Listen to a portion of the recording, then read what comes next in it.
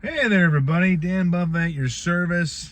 Buff's Buffet, live from, well, the Hampton Apartments. The ones that look like crap from the outside, but once you get inside, they're not so bad. Talking about today, the Cardinals, the St. Louis Cardinals, the ones that were picked to kind of finish dead last, as the owner would say in Major League. They're actually surprising people. They are playing very well. They are 13-8.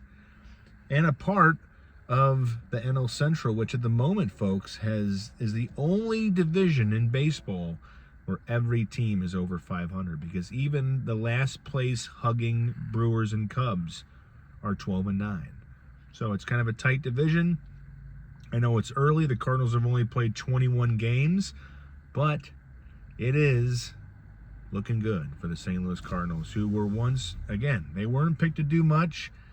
And everybody's just kind of like, why and why and why? Well, there's a lot of different reasons. Number one, I just think the team is playing with a chip on its shoulder. I don't think these kids, and they are kids, the Cardinals went from being one of the oldest teams in the majors to being the second youngest roster in the major, and second youngest. So they are a young group of guys that they don't like being called losers before a game is played. And so I think they took it upon themselves to maybe kind of turn the tables, flip the script of what everybody was thinking they were going to do. And yeah, I think John Mozeliak, I mean, why didn't this happen last year? I mean, it's not a lot of difference, except for a lot of loose, over-the-hill, expensive fat has been cut from the team. Like Nolan Arenado, who was just, going downhill, and Sonny Gray, who was not going to be worth $30 million. Miles Michaelis is not taking the ball every fifth day. And even with the Cardinals, sometimes their pitching has been a little bit rough. Bullpen letting too many runners in. The starters kind of getting roughed up. But overall, Dustin May's pitching well. I mean, you got a lot of talented, Matthew Liberatore made another good start today. Michael McGreevy has been great. Andre Palante is going to do what he does. He's kind of like looking like one of those fourth or fifth, but at least it's Andre Palante getting kind of lit up a little bit and not sucking up $16 to $18 million like Miles Michaelis did. So if he is the Michaelis of this rotation, it's still a win for the Cardinals, because I think he'll get better. But Jordan Walker, you cannot understate the impact of a guy going from lost in the woods like he was the last 2 years, with the Cardinals, not really living into that promise that he had in his first season and being one of the top prospects for the Cardinals and one of the top prospects in baseball. And now he's got, 8 home runs? He is one of the best power hitters so far in the National League. He's barreling baseballs, and that just means when that baseball is in the strike zone, he can put the sweet spot of the barrel on it. He's not going to miss it, which means, if that pitch is hittable, he's crushing it. It's not meaning he's going out of the strike zone like Vladdy Guerrero, going down to one knee and trying to smash it. He's just doing everything that the Cardinals were hoping that he could do. And hey, he's 23 years old. It's not like he's finally putting it together. And you know what, folks? I would take the phone off the thing, but I'm looking at a Cardinal Redbird. I'm not lying to you. I almost want to take it off the mount and show it. Look at that. Right as I'm talking about the Cardinals, this bird's like, "What up, bro? Talking about me again?" Mm-hmm. See, look at that. It's a confident Redbird. He's just sitting there. He's like, Chris's Pancakes is closed. Oh, there's a bunch of crumbs. There's a bunny. But there you go. Not going to see that a lot, folks. And now he just flipped away. He's like, all right, I already got my cameo in the Buff's Buffet podcast. But really, more so than anything, these Cardinals don't have anything to lose. And I'm not like, of course, they have games to lose, but they're playing with the mentality that, okay, they didn't expect us to do anything. We're a bunch of kids. I think like people like Mason Wynn, Burleson, those guys are the older. Those are the veterans on this team. Like if you have 3 or 4 years of experience on this team, you are a veteran. And I think that's just a big deal. The same manager, the same coaching staff. It's not like they switched everything out. They just cut salary, They promoted from within. They have the bullpen. I mean, a lot of the pitchers that they got in those trades for Arenado and Contreras and Gray are being put to good use. And they got rid of a lot of ifs, a lot of problem childs. Like Steven Matz was a good reliever and kind of a good starter, but he was kind of overall just you didn't know what you're going to get. Miles Michaelis had a really good year, and then he had another solid year, but then mixed into all of those were just problematic, home run happy years that didn't do their team any favors. Sonny Gray was not really a good pitcher half the time. It's like, I think he was a Busch Stadium specialist, but then when he got on the road, it was kind of rough, and he's not having a good time in Boston. And so you give guys the right opportunity and you let them do it. But also, I think Walker benefited from maybe just stop listening to everybody else. He used Driveline, a great technology for young hitters over the offseason. He probably got some special instruction, because you can ask yourself, what's the difference this year as in last year? Why isn't he doing this last year? Because I think he's just kind of clearing the mechanism. He's pushing everything away.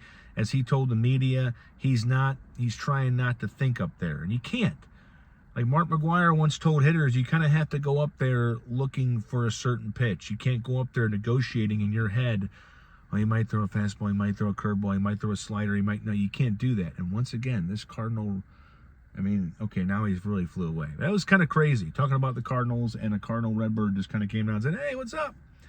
Trademark. But, is this going to last? They're 13-8, they're rubbing up against first place. Who knows? Maybe not, because as you've seen, the Cardinals are having to be kind of a come-from-behind team. Today was another situation. They swept Houston in Houston, which is something even the best Cardinal teams in 05 and through like 2013 and 14 and 15, even they couldn't do that sometimes. They went in there, they swept them. Today they came from behind. They won 7-5. They were losing, and then you had Mason, and then in extra innings, Mason wins, smacks a 3-run hit, and clears the bases, man. And it gives them all the firepower they need. I think, according to Bernie Miklasz, they have 7 or 8 comeback wins already in 2026, and we're just crushing into the last 10 days of April. So this season, it's 21 games in, and it's probably, even with a couple of days, it's only about a matter of weeks into the season. So it's really early, and this team has just shown that they can do a lot. So soak it up. This is great baseball, and it's win or lose, because they are going to be overmatched, as you can see. When when they faced the Boston Red Sox, they got a little beat up in those last 2 games. Then they go right up against the Mets and they go toe to toe. The Cleveland Guardians kind of handled them a little bit. Excuse me. That's called ice cream coming up after having some great ice cream. But I don't know. I think predicting anything with this team is going to be problematic, but also the one thing you can expect to see is that they're going to fight all year long. They got a chip on their shoulder. They're not going to give up. They're not going to just go, well, it's 7-3 in the 7th, 8th inning. No, they're going to try to come back. And you saw that on opening day, and I don't think that's going to stop. So my advice would be just to appreciate the fight this team has. Record be damned if they have a losing skid. They started off pretty good, and they were 8-8, and now they've won 5 games in a row. And again, the Central Division is the only division in baseball where every team in the division is over 500.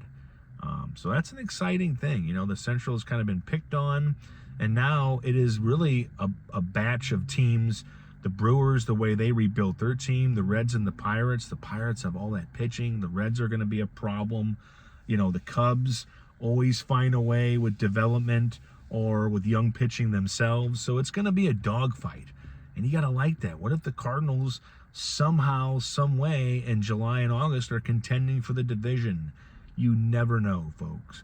Everybody can draw predictions and comparisons and tell you what's going to happen. They can rub a crystal ball, but that crystal ball can evolve over the course of 6 months. So I would just say enjoy it. Enjoy whatever happens. If it's going to be wins, losses, but this team is going to go and go and go. They are like Dave Matthews on a stage. They never want to leave. Okay, the tour buses are firing up. The whole band is in the bus, and Dave's out there going, "Rather watch Dave."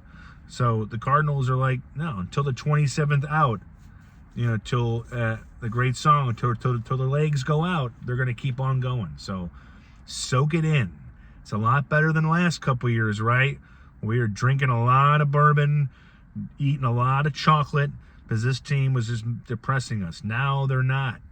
And, with the City SC, the soccer team not playing that great, the Blues are out of the playoffs, the Cardinals are it. So appreciate them, appreciate good baseball. Remember, winning and losing is on them. Enjoying the game or not is on us. So there it is. What else? I want to give more time to it, but the Pitt finale, the Pitt Season 2, the HBO Max show from John Wells, who brought, not John Wells, I think he actually directed it. John Wells was a part of the ER production, but I think his name is Scott Germhill. Whoever created the Pitt did a really good thing, because they gave a hospital show that, no offense to Grey's Anatomy and some other shows, it's not just bogged down by romance and crap like that. It's an actual hospital. It's actually how a hospital runs, the kind of shifts that they do. The seasons take place over an entire shift, so it's not multiple weeks. It is 6 a.m. to basically 9 p.m. is basically how they do it. So basically you get 12 hours with the one crew, and then the night crew comes in, and it's just a really good show. But Noah Wiley, who people knew before this as Dr. Carter, and maybe from Falling Skies, now he is going to be known as Dr. Robbie. He's won an Emmy. He's going to win another one. He is just phenomenal. Everybody in that cast, if I knew all their names, I'm still getting to know their names. There isn't a bad person in the bunch. Another guy I know, Sean Hattasey, who kind of plays like Dr. Robbie, one of the veteran doctors in the room, a night shift guy. So you see him in a little bit in the early part of the season, and you see him in the middle maybe, and then you see him at the end. But what it really digs into, what the second season's really surrounded with Noah Wiley's character, is a real thing with doctors and nurses who work in an ER. The suicide rate is very, very high. So, spoiler be damned. I mean, it's not like anybody really dies, but they really tackle that in the second season about Noah Wiley's character taking this sabbatical at the end of the season. That's the whole season. At the end of this shift, the season 2 shift, he is going to go on a motorcycle ride, and everybody's like, oh man, they don't know if he's trying to kill himself, if he wants to come back from that. Like, he told his bike riding buddy Duke that, they're having a conversation. He's like, I don't know if I want to be here anymore. And Duke goes, well, I know the hospitals are stressful. He goes, I don't know if I want to be anywhere. And that line, man, even if you're not severe depression or suicidal, that line can cut right through you, to where you can be in a profession where you're giving yourself to save people. You're giving so much of yourself. But what if you forget to save yourself? Like, what if you're giving yourself to all your patients, but then at the end of the day, you have to worry about yourself? And I think that the way they've handled that, and the way they handle it in the finale, where you're just thinking, like, how are they going to end this? They can't kill off the guy that's going to win Emmy, but they can talk about, and Noah Wiley, actually, he co-writes a lot of the episodes, which is just, terrific dialogue without really going overboard. Like, no bullshit, folks. It is just really good, especially when I think it was a scene, again, with Noah Wiley's Dr. Robbie and his motorcycle buddy friend Duke, who is trying to help get his bike ready, but also comes into the hospital for a very serious issue. And so he's out there talking to him, and he's like, about teaching these young doctors. He's like, you got to teach them. You got, dance until you drop. And it's like, what happens when you drop? Well, you just hope you teach them the right moves. And the way they keep going, it's like Pitt for Pat, the dialogue. It's just, and you can't, when you write that kind of dialogue and the actors can really make it sing, it's the perfect marriage for a TV show or a movie, when the actors get it and they make it seem so real. And so I couldn't recommend a show more right now than The Pitt, and also Rooster, which comes on right after, actually not right after, that's a Sunday show. The Pitt was a Thursday show. Rooster with Steve Carell is also another great show. Kind of on the other end of the spectrum, a very, very, let's just say a hit novelist who writes kind of like not smut, but he writes kind of adventurous, adventurous books that center around a character called Rooster, who's this really cool ladies' man who gets into adventures and gets in and out of it. And Steve Carell goes to his daughter's college. She's a professor. She's coming under some fire for a certain on-campus controversy, so he kind of comes to kind of help her. And he ends up kind of becoming enamored or pulled in by the dean, who's a big fan, and he starts teaching a class. And Steve Carell is just terrific as the lead character. He doesn't have to do a lot because it just looks like it comes naturally to him, comedy and even drama. I mean, anybody that's seen Beautiful Boy or Dan in Real Life knows that he can bring the drama, but he doesn't act like he has to switch to it. He doesn't have to put on a different change of clothes, theoretically, to be serious. He can just be that same guy. And so those are two terrific shows on HBO Max, just reminding you that when it comes to entertainment, HBO overall is really hard to beat. I mean, I like Night of the Seven Kingdoms. I haven't watched House of the Dragon. I'm trying to keep track of all the Game of Thrones spinoffs. Why don't we just give a show just to the dragons? No human characters. It's just the dragons living in their lair, eating people, breathing fire, and living through life's problems as a dragon. That's coming up next. I'm just kidding, probably. But the Pitt and Rooster are just, I mean, really going back to the Pitt, I mean, it's not always an easy show to watch. The prosthetics they used for the, all the hospital scenes, it can get realistic, but they tackle things like even uncomfortable things. Like in one scene, they almost miss a serious condition with a woman because no doctor wants to go look right under a woman's gown under her breast. So in order to recognize a certain condition with her heart, they have to do that, but they didn't. And that's where Noah Wiley's character goes, come on, this is why a lot of things go undiagnosed, because doctors and nurses, they don't want to get that close, even though if you have to get that close to somebody to save their life. And that happened in the second to last episode. He even goes in the room, he goes, females, raise your hand. Death or a little bit of nudity. And so even they tackle that kind of stuff. It's just done really well. It's the kind of show that I can't wait for it to come back. And the concept, again, a whole season is a whole day instead of just weeks and weeks. It's just a fantastic idea. What else? I don't know. I'm tired. Anybody else out there just tired? You work a job or two, you try to have a little fun with some cool people, and then you go home to your cat. He's in there. If you could hear him, if there was a way for my apartment to produce sound, you'd hear him right now going, wow, feed me. My cat is always hungry. He's always needy. He's always there. Like, even when I have a lovely woman over at my house, he's just like, fuck you, Dad. I'm going to be the smallest, furriest cock block of all time. He is. Cats. Kind of want to kill them sometimes, but also kind of want to pet them because they are therapeutic petting wool. You just pet them and just pet, and all of a sudden your stress goes away. And then he opens his mouth. Quiet. Pet. Oh man, so yeah, the Cardinals are playing well. HBO still rules. Movie wise, man, Bob Odenkirk film Normal came out. It didn't get screened. It's gotten mixed reviews. I want to watch it. It's from the makers of John Wick, so you got my attention. You got Bob Odenkirk playing a badass with a mustache in a very violent, cold town. I'm in, but gotta find time to watch it. Because again, I'm busy. I used to be a person that watched every baseball game, 2/3 of the movies that came out. Now I'm like, I want to do it. I'll watch the movie when I want to.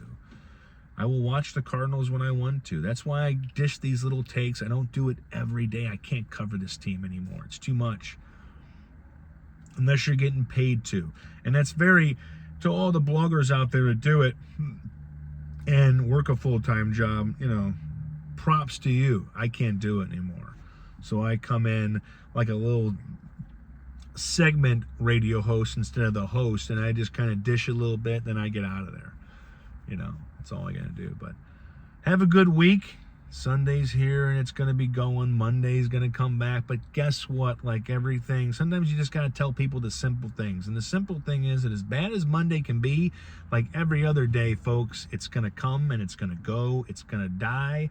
The minute midnight strikes, a day gets punctured and it starts bleeding out and it's eventually going to die. And then Tuesday's going to be here. So just take it a day at a time. Be kind to yourself. Don't be afraid to be sweet to people, even if they have to learn how to take it. It's okay. It's better than being a complete asshole and them having to put up with that instead of going, oh, I got to figure out how to handle the niceness. It's okay. Be yourself no matter where it gets you. And that's all I got. Keep tuning in. Keep reading. I know my writing is kind of here and there. I'm trying to get through it. Sometimes a podcast is just easier to do. When I get home, I just got home, so I thought, put the phone on the mount and hit play and let's go. So I appreciate it. All the reads, all the comments, good or bad, I'll take them. I've heard the worst. I was a full-time sports writer and film critic for almost 10 years, and let me tell you something, I've heard it all. Every kind of nasty thing, every kind of you suck and you're this and you're that. And I only talked about not politics. I talked about sports and entertainment. Imagine if I got into politics. Oh, this would be gray. Only a little bit of it. And men out there, don't trim your beards unless somebody really, really hot does it. But don't take the beard off your face either. Don't let the wife say, we got family pictures. We got keep your beard. Beards are good, beards are in, and so are bald heads, thank gosh. Be good out there.